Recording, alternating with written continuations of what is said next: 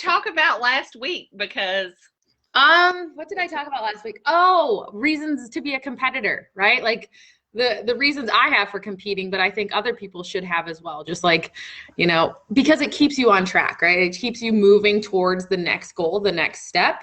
So yeah, we talked a lot about that. Right. But I didn't do a room because nobody jumped on. So then I stopped and then I just went live because it looks funny when you're live without anybody in. So. Well, I saw you pop up and I was actually, you know, I was still in the condo at the time and I'm like, I'd go on, but then I'm going to leave and I don't want to be rude. So I just, you know. So how has everybody been? How have you been this week, Karen? How's everything going for you? Good. Taking a lot of what I learned from you guys and trying to apply it to my lifts. It's a lot of really good guidance because a lot of the programs out there either give you a very specific program and it's a one size fits all, or they just say, well, you know, go work out, and you kind of have to try to figure it out on your own. I'm actually studying for the NASM CPT test, so I'm learning a lot there and combining them. So when you get all sciencey, I'm like, yes, I love this. Bravo. I love so sciencey. Thank you. I think the strength and conditioning coach certification was the hardest one I've ever taken, ever in my life. That was a 3+ hour test. The personal training one isn't as bad and you do get a break, but yeah, I wasn't ready to sit for that long. That was kind of crazy. Holly's like, I take tests all the time. You girls, that's nothing. No, y'all, I am, believe it or not, I talked to Coach Jan, and she's also working on her Ph.D., and she has more like testing and finals and stuff than I did. And mine was more, I didn't really have test. It was more like projects and things like that, which is almost worse because I feel like if you're taking a test, it's kind of like, I mean, unless it's really written out, thought processing things, I like the right and wrong almost a little bit better than like, give me all of your words and your thoughts, because then I feel like I don't either I don't know how to say it right, or I feel like I'm just rambling. So it's like, give me a multiple choice any day. I take that like, yes. I always tell people I'm just a really good test taker. I feel like I test well. I do well taking tests. I did the USA weightlifting coaching certification training, and that was like a workshop, like a day, like where you go to it, right? So it's 3-day workshop thing, and you're tested in the moment on people that are doing the lift. So instead of like something that you've gotten to see a video of a couple of times, it's like whatever is happening there and whoever is doing it. So it's nothing you can plan for. And that was really stressful. So I see why you're saying the projects, because you can't plan for, there's probably going to be 2 close to right answers and the other 2 aren't going to make any sense all together. Right. So, yeah, I think a lot of it too is just seeing how your thought process works, and so we can relate this to training and programming, right? Yeah. Because, if I have a client, it's very important that I know how their thought process works, because y'all know we've talked before about like the personalities and the 4 tendencies and all that kind of stuff, and how a person's thought process work ties right to that, like as far as their training. Because I have had some clients and they're the questioners, and it's tell me why, explain this, and they just want more and more and more and more research, right? And so I know that if I give them something to do, I need to back that up with information, whereas some people, I can just tell them what to do and they don't question it, and it's like, yeah, okay, great, I'll do that. And so it's real important, I think, to know, like, this is why we talk about with clients all the time, is like building a relationship is so key, because you need to know how that person thinks in order to create their program to begin with, but sometimes we don't know enough even when we create the program. So it's kind of like always a work in progress, right? So we might change things as we go along and just adapt things, like making little changes over time based on what their thought processes are, even in addition to their training style, their things that need to be changed in their form, or just basically like their workout overall, don't you think? Yeah. So I was going to talk about the form one too, because I think you need to have a good understanding, and this will come in testing too, right? Or over time, as you start to get used to how people react, like cues. Cueing is really hard in the beginning unless you know your athlete. I think I call it spatial stupidity, but like, have you ever met a person that has no idea what their body looks like or does in space? Right? So no matter how much, if you're cueing the squat and you say, put your hips back, they still might drop their knees way forward. And they think that their hips are going back, but they haven't moved any further back, right? They're all moving forward. So it's almost like you just have to know your athlete. Those, I end up starting to move just the, like you try and figure it out. I'm with cues. Sometimes you just have to move in props and say, sit down on the box, and you start the sit to stand motion first, because if they have to sit down on the box, then their hips have to go back. But I think that's just about helping them see it, so it's all about how people are able to kind of perceive what's going on. Some are visual learners, right? Some are like, just auditory is good for them. Some people really have to touch and feel and like feel it being done. So what is that? Kinesthetics? Yeah, like literally moving their hips. It's let me pull you the way I want you to go. You might have to tie like a band around their hips so it's actually pulling them back as they're, descending. Because your mind thinks you're doing one thing, I've said this before, like I have had many clients who years and years and years, I'm talking years, not one, not two, not three, I'm talking maybe 5 years of cueing.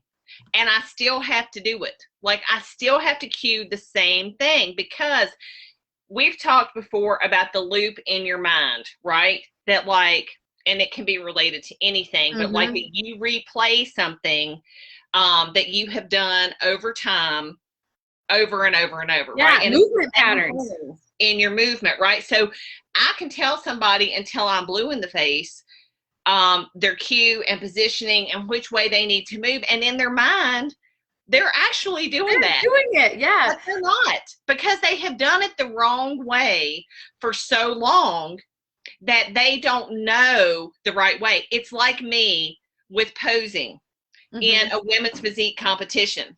Y'all, I competed in figure for years and years. And I thought my back was doing a certain thing on my back pose, and it was not doing that certain thing on that back pose. And it's like, I could tell myself this over and over and over, like in pictures, but I have to remind myself of what it feels like when it looks right, because in my mind, I'm hitting the pose and I'm not hitting the pose. It's always the relaxed poses too. It's not the flex poses. It's like the relaxed poses. Like if my lats are supposed to be wide, in my mind, I'm thinking they're wide. I'm good. And then I look at the picture and I'm like, that is totally not right at all. In my mind, I have to think, okay, what is that weird feeling I got when I did it and it looked right? Because feeling and looking are two different things, and it goes the same way with form. It's just like people with the exercise, I see it all the time, is stiff leg deadlifts. Okay, outside of squats, because squats is a huge one, but stiff legged deadlifts, like, because I'm always saying push your hips back first. Okay, push your hips back, so you want to feel a stretch in the hamstrings, and a lot of people just want to round their shoulders over, so they're getting down further. And I'm like, it's not about how far down you go. I don't care how close the weight gets to the ground. Like, it doesn't need to go to the ground. No. It doesn't even necessarily have to go past your knees. I've had some guys before who have like really, really poor flexibility in their hamstrings, and literally when they're doing a stiff leg deadlift with the dumbbells, they might not get it past their knees. Yeah. Like, it doesn't matter. Do you feel the stretch in your hamstrings? Like, are you pushing your butt back? So push your butt back and then feel that stretch. And then you know you're pretty close to the right thing. If you're not feeling that, all you're doing is rounding your back to get the dumbbells over as far as you can. Yeah, I agree. Yeah, it's all about knowing the person you're training. And I think that, so Karen hit on this. You hit on this when you said that you like that we're explaining this and it's not those one size fits all programming, because I think that's so true. I know Holly and I probably both run into the same issues, is we always have those people that are reaching out and just saying, well, just give me something, right? They don't want to spend the time on the phone, or, you know, we have groups here. I have another group called Couch to Confident. And I swear to God, somebody is always asking, and they're just, you know, what's something I can be doing? But they don't want to get on the phone. They don't want to go through, you know, where they've started. And when you don't know what are we working with, how do we know what we can accomplish? You know what I mean? Like, I relate it to food. Like, I can't make a salad if what I'm working with is like meat, you know? Meat salad. Meat. Okay, whatever. That was a bad example. What I'm saying is I can't. My boyfriend will be all about the meat salad. I can't bring a pasta salad to the picnic if, you know, what I'm working with is fruit salad. You know, but so you've got to know that sort of thing. And I think that you're right on, Karen. People, we need to educate the masses that those programs can work, but we need to educate them on how they can manipulate those. They're great programs. So many great programs out there. I did put one in the group yesterday. I put my training in the group, right? Monday through Friday, just what I did. I'm doing what my plan is. If you want to follow it, great. But instead of giving them the weights that I'm using or based on my 1 rep max, I switched it to rated perceived exertion so they can kind of feel that and set a chart out so that they have that information, because there has to be some sort of educational piece to how do you make this work for you. And we need to be okay with this group. No, I put it in the Couch to Confident group. I could put it in here too. I can drop my program in here too. So there needs to be that education piece. And I also think that, especially as women that aren't in the health and fitness field, now Karen, you're getting into training. You're a little bit more confident in swapping exercises out. And I think sometimes people get hung up on, no, it says I've got to do a back squat. I've got to do a barbell back squat. And I can't get to the gym. There's 1,000 ways to squat, you know, we can still squat. So I think that gets a little, or we tend to feel like, well, then it's not going to work as good. You know, it's not going to be as good of a workout. And that's not true either, you know? So I think it's just about educating how we can do that so that we can make, my intention is to make people very, very capable of owning that for themselves, right? Like feeling like they know exactly what they're doing and how they can get into the weight room so that we don't have, you know, women just kind of sitting on the sidelines, not knowing what to do or scared to, you know, take that next step. Right. And I think it comes down to like, if you have, like you said, there are 1,000 programs out there. I think it matters like what experience level you're coming from, and, you know, knowing what things to swap when you need to, but knowing that you can swap them because, you know, for example, I was at the beach. I walked on the beach a lot, which is like, okay, you've got the choice. You can either walk in the really deep, soft sand and like not get anywhere, or you can go down closer to the water, right, where it's hard, which is like better, I think, for walking, but not on your feet. Like, it's not good. I have a beach story I have to share. So on my walks, I mean, I walk like every day, but I swear to you, something with my left foot in my arch is like, did not like that at all. I don't know if I was walking on an angle, but anyway, so the arch of my foot got really sore. So anyway, when that happens to me, my whole left side tends to just want to be tighter. My left side is tighter by nature anyway. Like my left hamstring is tighter. My left IT band is tighter. I'm always working on that side more to loosen it up. But what happens is when I did that for a week, it starts to like go to my back too. So then I have a hard time like bending down to pick stuff up. Am I going to go like try to do like a super heavy back squat? No, because I know better. But somebody that is maybe new, they're like, oh, no, it's okay. I can still do that. But like, I would probably like, today is my leg day, number one, because I have two. But I will probably leg press today. And it will probably be not like super heavy, trying to work this stuff back out and just letting my back recover a little bit from my hard sand beach walks. So, you know, you got to know, but like, I think that's why it's so important too, to know what your program is, but always having a plan. We talk about planning all the time. We've talked about planned rest days. We've talked about like planned rest between sets and all of that stuff. I think you always have to have a plan of action. And the problem with a lot of programs is, you know, that you're missing the coach, you know, you're missing the accountability, and you're missing, you know, that chance to learn as well. So it's not just about what can I do? Give me something to do. Okay, well, if I give you something to do, number one, are you going to do it? Number two, are you going to do it consistently? Number three, is this the right thing to help you reach your goals? Because if I just go get a program, that's not necessarily getting me to where I want to be. You know, like, where do you want to be? That's why you have to talk to somebody, right? Yeah. So it's kind of, and I want to like preface this by saying, I don't think Beachbody is a bad company. However, there's a difference between a training program and just a program that is just, you know, I don't want to say anything mean, but like, there's a difference between training for performance and strength and that sort of thing versus just like cutting weight in different ways. So like, what's the one that they have? The 90-day obsession, right? And it's all of these random workouts, and none of the workouts, like when you look at them and you pair them apart, I know Holly's probably done this too with some of the workouts, and you look at them, you know, and you space them out and you realize there's like no rhyme or reason. No, I cannot figure out where there is some sort of progression, or, you know, why they've put those in there in that order, other than it raises your heart rate, you get sweaty, you definitely, you know, are, you know, making some progress, but it's not like a consistent linear progression, you know? And so that for me is more of like the workout bouncing and not the training, you know?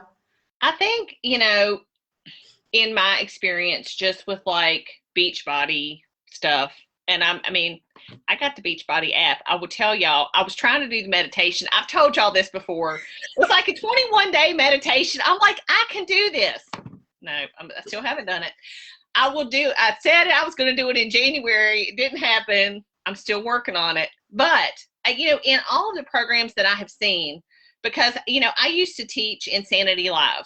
I was a Beachbody coach for years, and I loved that format. But like my Insanity Live classes, again, it's just a class.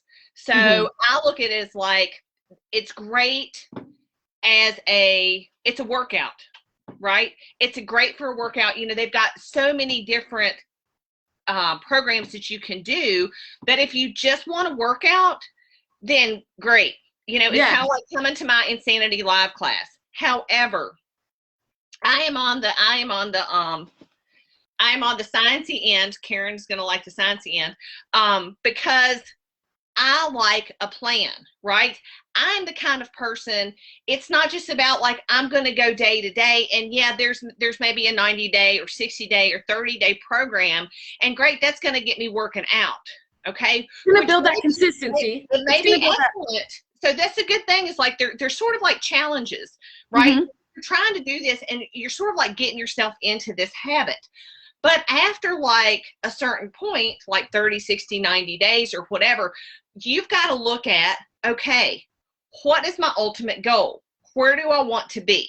I'm going to go from a big goal to a big goal to a big goal, but I've got to break that down. Like, you know, I'm reverse engineering, right? So I know this is where I want to be. And then because then that has to be more planned and structured than just, I'm going to work out today. Right, okay. Right. Because I think what you're getting at is training, we go towards a predictable outcome. We're working towards something that we want to achieve. It's predictable. It's what we know is going to work for that specific outcome, right? If we're training for speed, if we're training for strength, if we're training for agility, we're working on those things.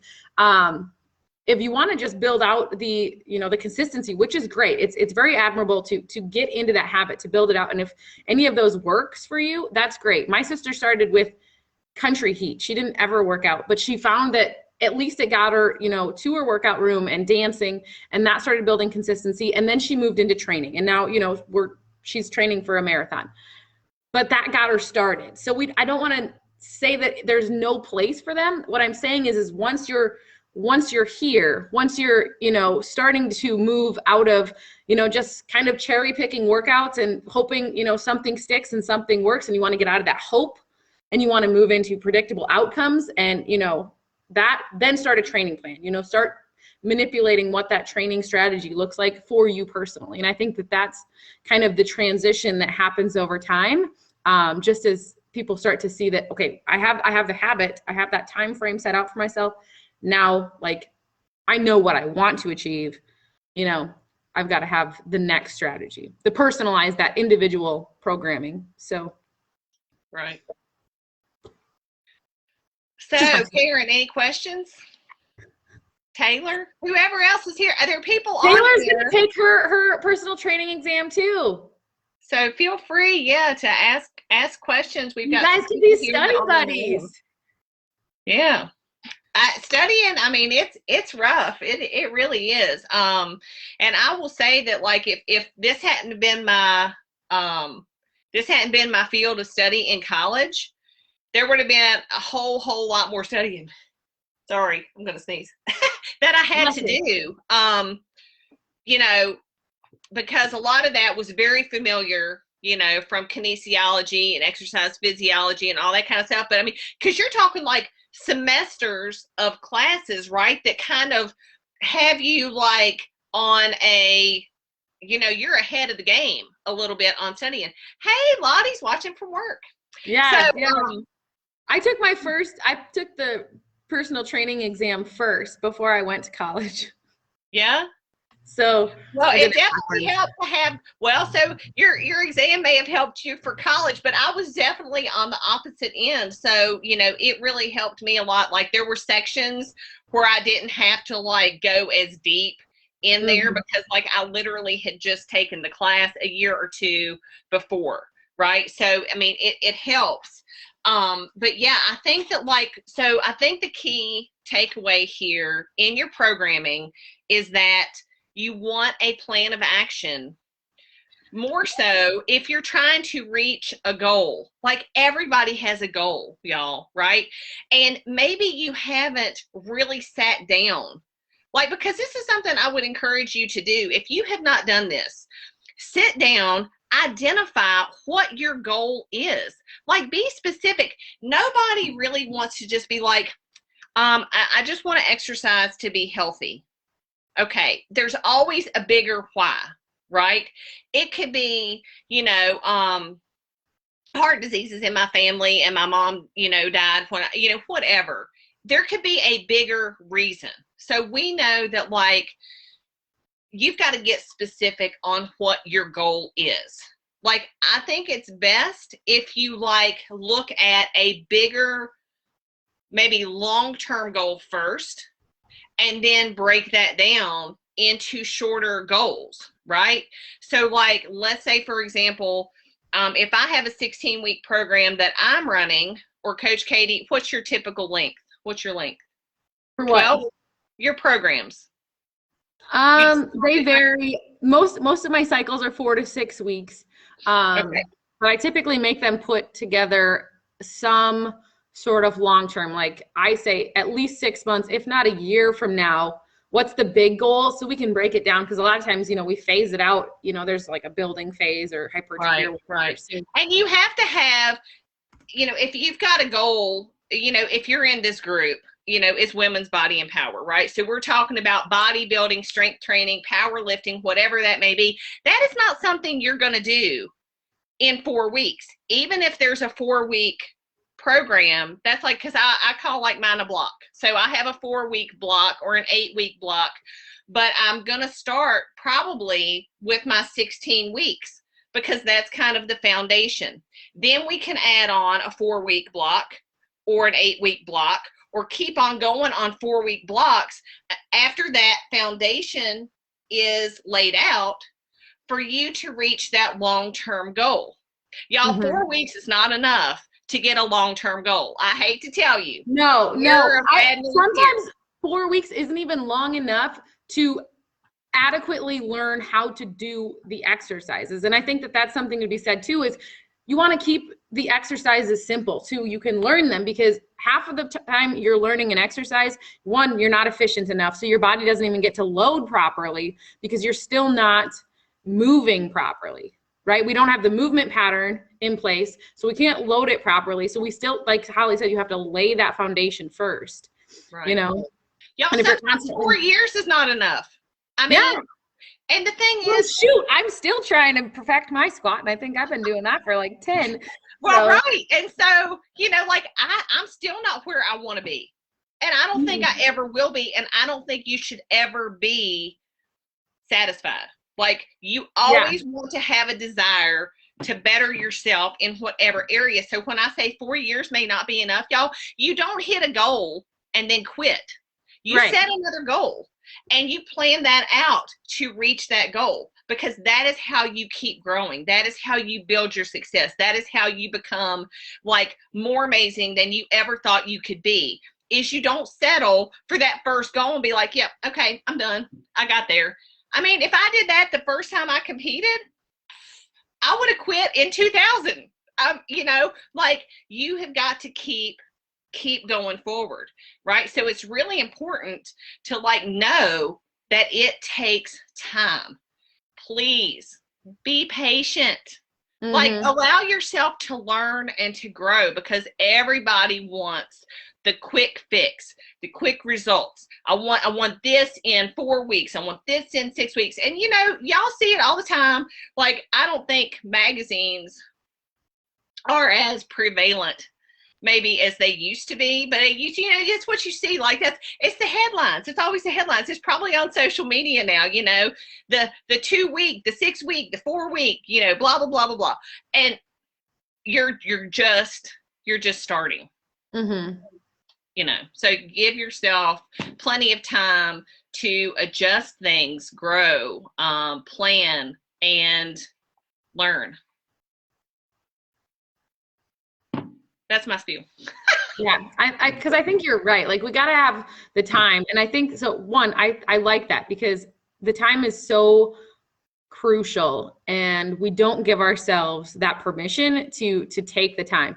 But think about it from, like a job standpoint. You get a job, you're hired in at an entry level, and you're going to work your way up the ladder, right? You're going to put in the time, you're going to put in the energy, you're going to do the research and find out what you need to know to get to the next level.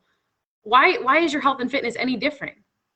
Because you're investing in yourself when you're working on health and fitness. You might be, adding to some CEO's paycheck in your job, but you're still willing to learn and make that, that next move and take the next step and, do a little bit more than the guy sitting next to you so you can get the raise. Like, I always wonder why these things.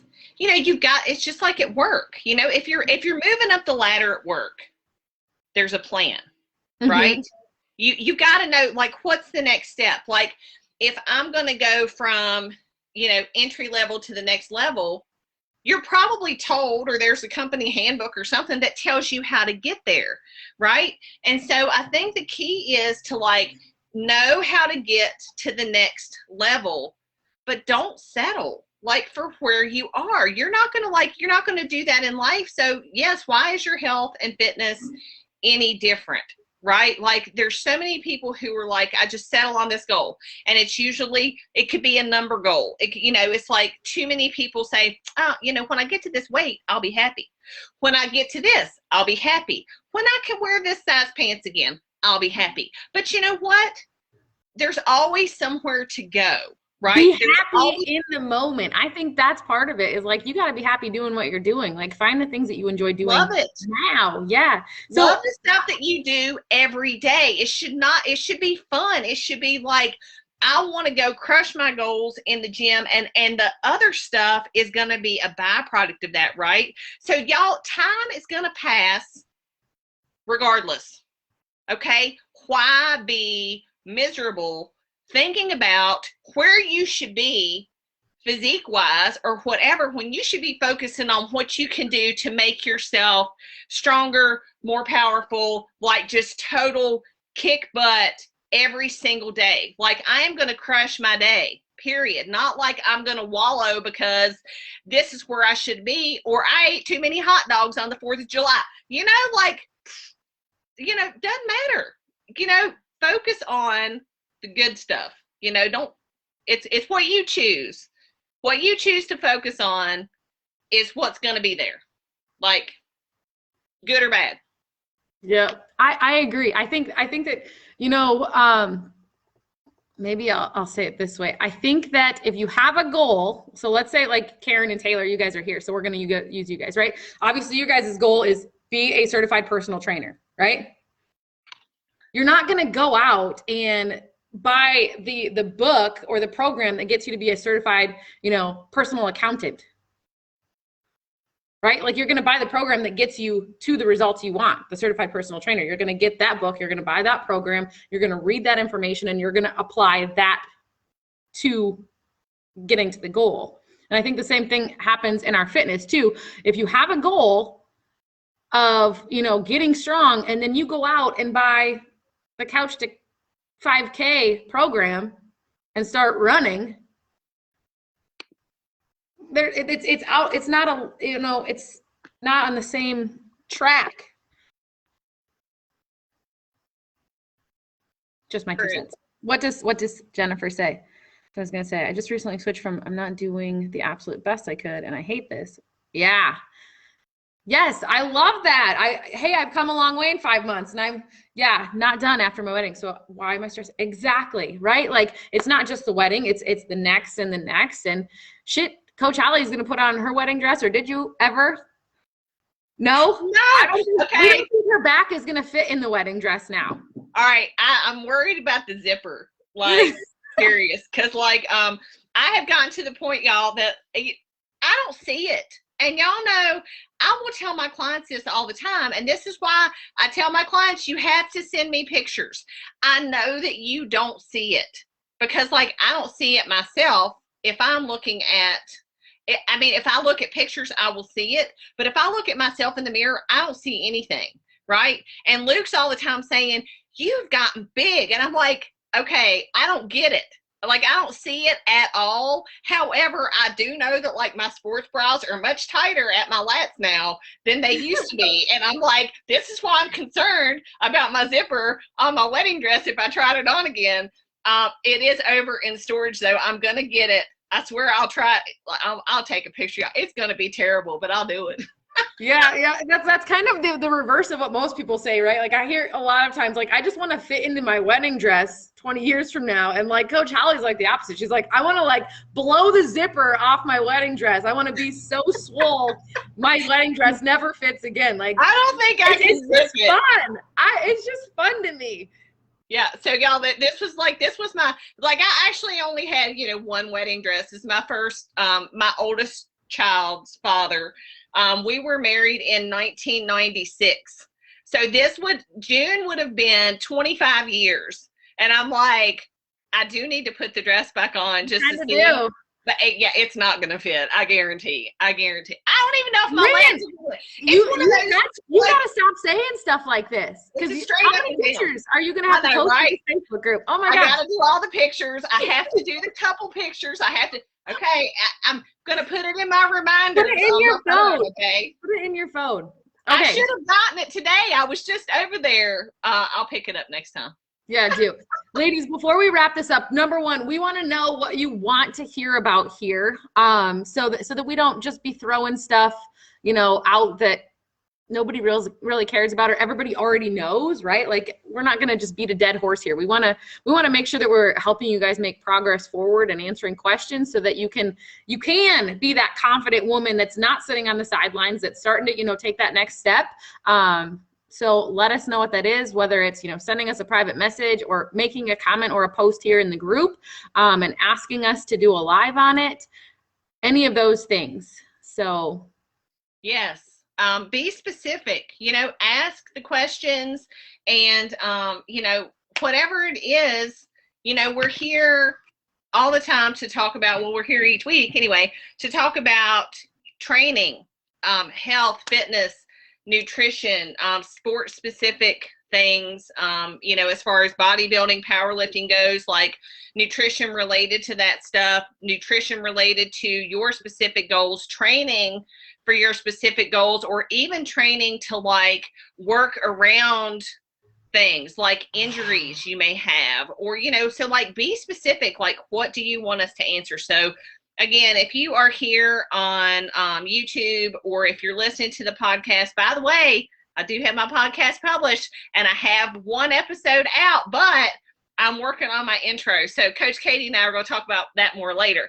And be sure you subscribe to our channel and drop your questions wherever they may be.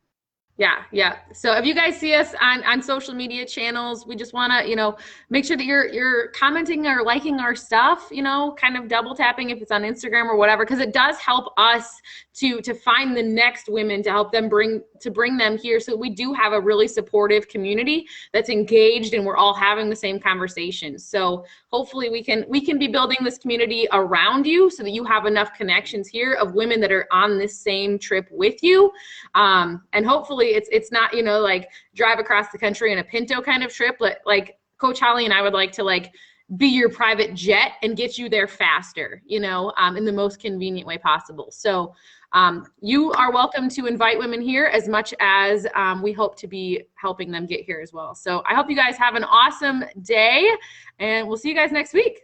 Thanks, ladies.